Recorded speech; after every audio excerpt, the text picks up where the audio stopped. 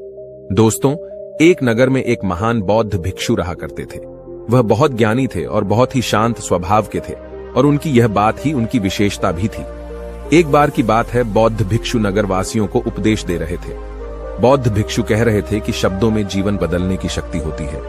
अपने शब्दों से जीवन बदलो। हम जो भी शब्द अपने लिए या दूसरों के लिए कहते हैं या जो भी बातें करते हैं, उस पे हमें ध्यान देना चाहिए। इतना कहकर बौद्ध भिक्षु ने अपना उपदेश समाप्त किया और वहां से चले गए। एक दिन वह बौद्ध भिक्षु एक मार्ग से होकर गुजर रहे थे। उसी मार्ग से एक युवक होकर गुजर रहा था।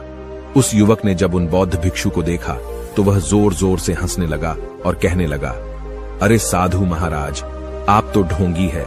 आपके उपदेशों में यह कहने से कि शब्दों में बड़ी ताकत है, आपकी बात सत्य नहीं हो जाएगी। ये सब सिर्फ बातें हैं। भला ऐसे कैसे हो सकता है कि शब्दों से हमारा जीवन बदल सकता है। उस युवक की सारी बातें उन भिक्षुओं ने ध्यानपूर्वक सुनी और उसके बाद वह मुस्कुराते हुए उस युवक से कहते हैं, बेटा, नाद से ही तो यह दुनिया प्रकट हुई है और अच्छे शब्दों के पीछे भी नाद ही होता है जो पूरा जीवन बदल देता है। वह बौद्ध भिक्षु उस युवक से कहते हैं, देखो, मैं तुम्हें अपने अनुभव से बता रहा हूं, लेकिन फिर भी तुम्हें यकीन न हो तो तुम इसे खुद आजमा कर देख सकते हो। उन बौद्ध भिक्षु की यह बात सुनकर युवक थोड़ा सा गंभीर हो गया। उसने काफी देर सोच विचार किया और उसके बाद उन बौद्ध भिक्षु से कहता है, हे गुरुवर, अगर ऐसी बात है तो आप मेरे साथ चलिए। मेरा छोटा भाई है जिसकी उम्र करीब 25 वर्ष है और उसे न जाने क्या हुआ है।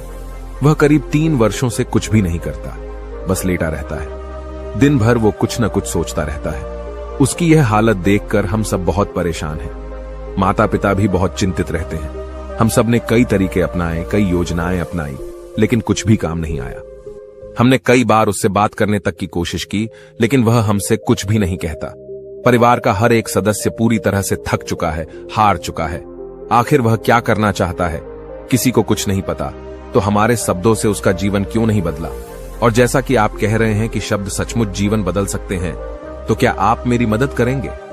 इस पर बौद्ध भिक्षु मुस्कुराते हुए उस युवक के साथ चल पड़ते हैं।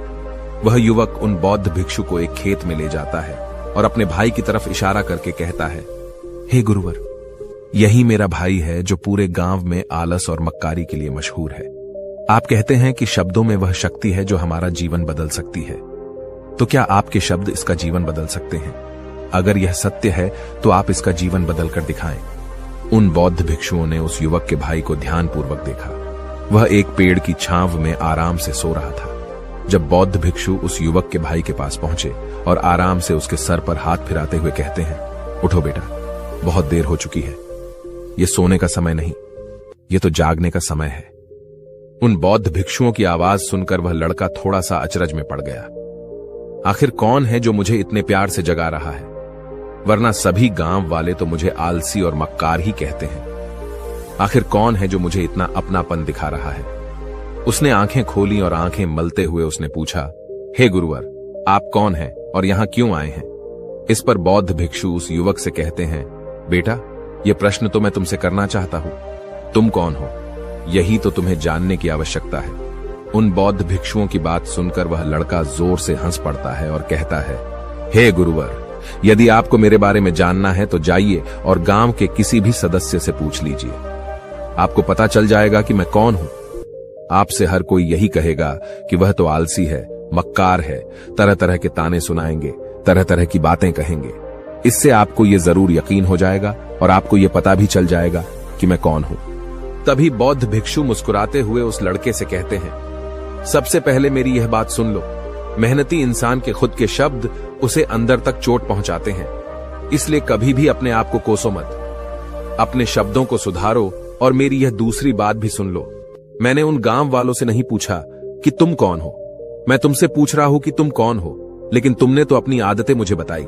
आलस तुम्हारी पहचान नहीं, तुम्हारी आदत हो सकती है, और इंसान नहीं, उनकी आदतें खराब होती हैं। इसलिए बेटा, तुम आलसी और मक्कार नहीं हो, ये तो तुम्हारी आदत है। बस इतनी सी बात है जो गांव वाले नहीं समझ सकते। ये सारी बातें सुनकर वो लड़का थोड़ा सा आश्चर्यचकित रह गया, क्योंकि गांव वाले हमेशा उसे मक्कार, आलसी और तरह तरह के ताने ही सुनाया करते थे। उन बौद्ध भिक्षुओं की यह बात सुनकर उस लड़के की आंखों में आंसू आ गए। वह तुरंत ही दोनों हाथ जोड़कर उन बौद्ध भिक्षु के चरणों में गिर पड़ा और उनसे कहने लगा, आप सत्य कहते हैं, यह मेरी आदत ही है और मैं इस आदत से बहुत परेशान हूं। मैंने बहुत कोशिशें भी की, लाख उपाय किए, लेकिन मैं अपनी इस आदत से छुटकारा ना पा सका। इन आदतों से बाहर आना बहुत कठिन है। मैंने कई बार आलस छोड़ने का प्रयास तक किया, पूरी कोशिश भी की, लेकिन कोई लाभ नहीं हुआ। मैं जब भी कोई कार्य करने की कोशिश करता हूं तो पता नहीं क्यों मेरा मन कहीं और भागने लगता है। मेरा दिमाग किसी और दिशा में काम करने लगता है और मैं उस काम पर ध्यान ही नहीं दे पाता। मैं क्या करूं, कैसे करूं, मुझे कुछ भी समझ नहीं आता। जब भी मैं किताबें पढ़ने की कोशिश करता हूं तो मुझे नींद आने लगती है। मन में एक अजीब सा दर्द महसूस होता है। ऐसा लगता है कि मेरा जीवन यूं ही व्यर्थ जा रहा है और जब मैं इस दर्द को बर्दाश्त नहीं कर पाता तो मैं सो जाता हूं, ताकि जब मैं उठूं तो मुझे दर्द न महसूस हो। और अब तो मुझे यह भी यकीन हो चुका है कि मैं इन आदतों से नहीं निकल सकता। ये आदतें मुझे नहीं छोड़ने वाली। इस पर बौद्ध भिक्षु उस लड़के से कहते हैं, बेटा, यदि तुम इस आलस की आदत को छोड़ना चाहते हो तो मैं तुम्हें एक सही उपाय बता सकता हूं, लेकिन उसके लिए तुम्हें कल सुबह मुझे मिलना होगा, तभी वह तरीका मैं तुम्हें बताऊंगा। यदि तुम उस तरीके को सीखना चाहते हो तो कल सुबह मेरे पास चले आना। इतना कहकर बौद्ध भिक्षु वहां से चले गए, लेकिन उन बौद्ध भिक्षु की सारी बातें उस लड़के के कानों में गूंज रही थी।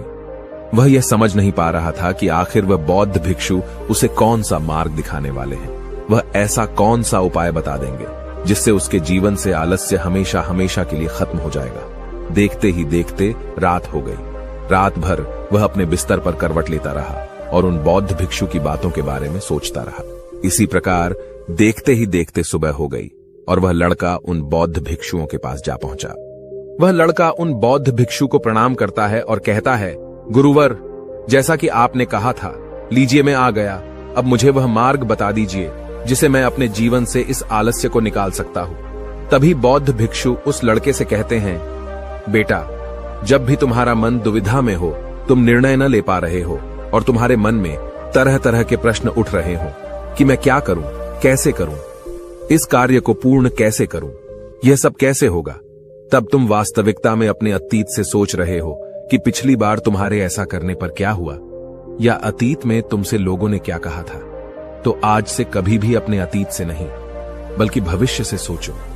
इस पर लड़का कहता है, भविष्य से? वह भला कैसे? तभी बौद्ध भिक्षु उस लड़के से कहते हैं, मान लो कि तुम्हें आज किसी भी चीज की कमी नहीं है। तुम्हारे पास वो हर चीज है जो तुम चाहते हो, वह सारी सुख सुविधाएं हैं। तो अब बताओ, तुम अपना जीवन कैसे व्यतीत करना चाहोगी? उन बौद्ध भिक्षु की यह बात सुनकर वह लड़का कुछ देर के लिए सोच में पड़ गया, क्योंकि आज तक उसने सभी गांव वालों के केवल ताने ही सुने थे।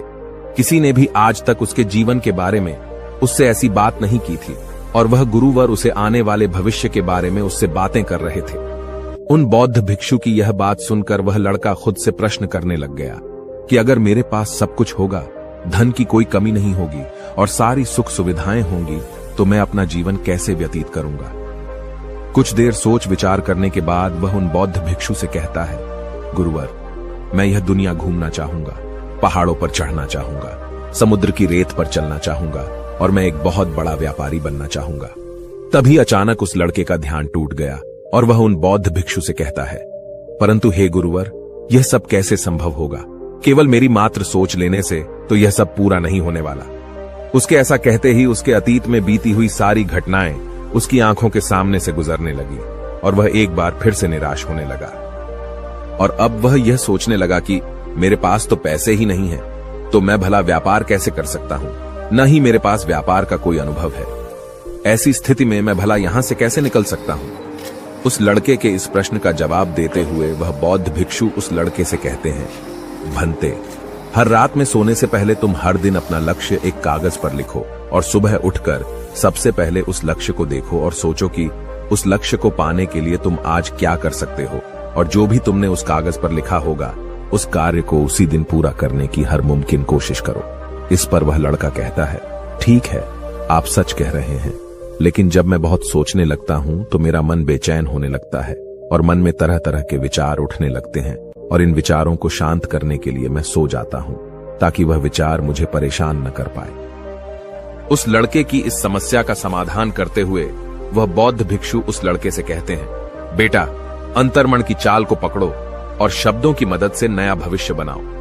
तभी लड़का कहता है, हे गुरुवर, आप क्या कहना चाहते हैं? मैं आपकी बात समझ नहीं पा रहा। इस पर बौद्ध भिक्षु मुस्कुराते हुए कहते हैं, बेटा, कैसे होगा? यह जो सवाल है, यह सवाल नहीं बल्कि एक डर है जो तुम्हारे अंतर्मन में बैठा हुआ है, जो तुम्हें अगला कदम लेने से रोक रहा है, तुम्हें कदम आगे बढ़ाने से रोक रहा है। यदि तुम वास्तविकता देखो तो किसी को भी नहीं पता होता कि वह कार्य कैसे होगा, लेकिन एक इंसान जब दृढ़ निश्चय कर लेता है तो वह अपने उद्देश्य को सामने रखकर लगातार प्रयास करता रहता है और वह अपनी सफलता प्राप्त कर ही लेता है। तभी वो लड़का उन बौद्ध भिक्षु से कहता है कि हे गुरुवर, अगर ऐसी बात है तो मन में बार बार चिंता क्यों होती है? मन बार बार बेचैन क्यों हो उठता है? इस पर बौद्ध भिक्षु कहते हैं, बेटा, क्योंकि तुम्हें डर है कि तुम कमजोर हो। तुम्हारे अंतर्मन में बैठा है कि तुम में कुछ कमी है, तुम किसी काम के नहीं हो, और यही कारण है कि तुम कोशिश करने से डरते हो, क्योंकि तुम्हारा अंतर्मन हमेशा तुम्हें रोकता रहता है। जब भी तो कोई कार्य शुरू करना चाहते हो, तुम्हारा मन तुमसे पहले कह देता है, इससे आगे मत बढ़ना, अन्यथा तुम हार जाओगे, और इसी कारण तुम्हें चिंता होने लगती है, तुम्हारा मन बेचैन होने लगता है। तभी वो लड़का कहता है, गुरुदेव, आपने जो कुछ भी कहा वो बिल्कुल सत्य है, लेकिन अब आप ही मुझे बताइए कि मैं इस परेशानी से बाहर कैसे निकलूं?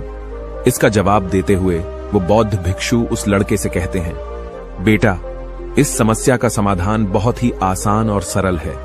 तुमने देखा होगा कि अक्सर ही हम अपने आप को दोष देते रहते हैं, अपने आप को तरह तरह के अपशब्द कहते रहते हैं जो हमारे अंतर्मन में जाकर बैठ जाते हैं और वही हमें आगे बढ़ने से रोकते हैं। और इन शब्दों का हम पर बहुत गहरा प्रभाव भी पड़ता है, क्योंकि जैसा हम खुद से कहते हैं, जैसा हम पूरी भावनाओं के साथ सोचते हैं, हम वैसा ही बनते चले जाते हैं। इसलिए यदि तुम खुद को बदलना चाहते हो तो कि तुम भी काबिल बन सको, तो तुम्हें अपने अंतर्मन को नए संदेश देने की जरूरत है, जैसे कि मेरे शरीर का हर एक कण, हर एक हिस्सा, हर एक विचार शांति और ऊर्जा से भरा हुआ है। मैं दृढ़ संकल्प और आत्मविश्वास के साथ हर दिन के लक्ष्यों को पूरा करता हूं। मैं अपने कमजोरी को अभ्यास में बदलता हूं, चिंता को ध्यान में बदलता हूं। मैं उत्साह और ऊर्जा से भरा हुआ हूं, लगातार अपने लक्ष्यों पर काम करता हूं। ऐसे शब्द जब तुम खुद से कहोगे तो तुम शक्तिशाली महसूस करने लगोगे और तुम्हारी सारी चिंताएं खत्म होने लगेंगी, क्योंकि यही शब्दों की ताकत है। वह तुम वही बना देंगे जो तुम खुद से कहोगे। तुम जितनी भावना के साथ यह वाक्य बोलते हो, उसे महसूस करते हो, उतनी ही भावनाओं से यह शब्द तुम पर असर करना शुरू कर देंगे। धीरे धीरे यह शब्द तुम्हारे मन और व्यक्तित्व की सोच का हिस्सा बन जाएंगे। लेकिन मेरी एक बात याद रखना कि तुम्हारा अंतर्मन इतनी आसानी से हार नहीं मानने वाला। जब तुम आगे बढ़ोगे तो मौका मिलते ही वह तुम्हें पीछे खींचेगा। तुम्हारे अतीत के बीते हुए सारे कड़वे अनुभव तुम्हें याद दिलाएगा, ताकि तुम डर जाओ और एक बार फिर से अपने लक्ष्य का पीछा करना छोड़ दो।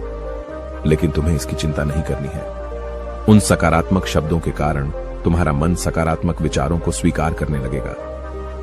आगे वह बौद्ध भिक्षु उस लड़के को चेतावनी देते हुए कहते हैं, मेरी एक बात और याद रखना कि तुम्हारा ध्यान आलस्य पर नहीं होना चाहिए, अर्थात तुम्हें कभी आलस नहीं मिटाना, बल्कि तुम्हें एक नए भविष्य का निर्माण करना है, एक नए व्यक्तित्व का निर्माण करना है। तुम्हारा पूरा ध्यान केवल इस पर ही होना चाहिए।